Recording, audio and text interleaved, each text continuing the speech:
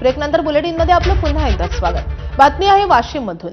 वाशिम शहराला पाणीपुरवठा करणाऱ्या एक बुर्जी प्रकल्पामध्ये उन्हाळ्याच्या सुरुवातीलाच केवळ 40% पाणीसाठा शिल्लक असल्यानं वाशिमकरांच्या चिंतेत वाढ झाली आहे। भर उन्हाळ्यात पाणीपुरवठा करणाऱ्या प्रशासनाचा कसा कस लागणार, तरी नागरिकांना पाण्याचा वापर अगदी काटकसरीने करावा लागणार आहे।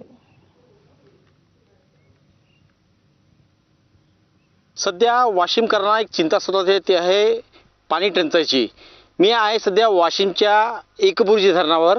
वाशिम शहराला पाणी पुरवठा करणाऱ्या एकबुर्जी धरणात केवळ 40%च जलसाठा उपलब्ध असल्याने पुढील 3.5 महिने हा पाणी पुरवठा कसा पुरणार याची चिंता वाशिमकरांना सतवाला लागलेली आहे।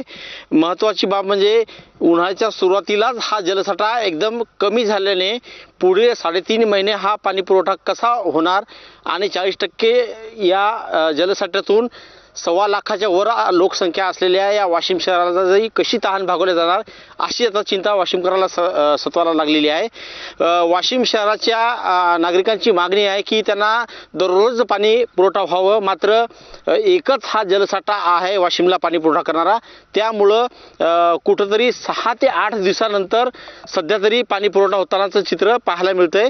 मात्र जसा उन्हाळा तीव्र होत जाईल तसा पाणी पुरवठा ही उशिरा नागरिकांना मिळत जाईल।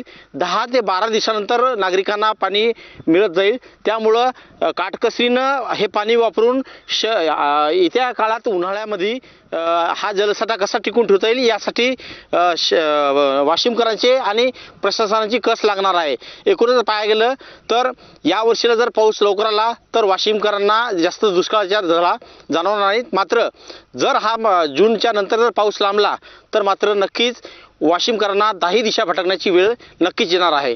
मनोज जयस्वाल, एबीपी माझा, वाशिम।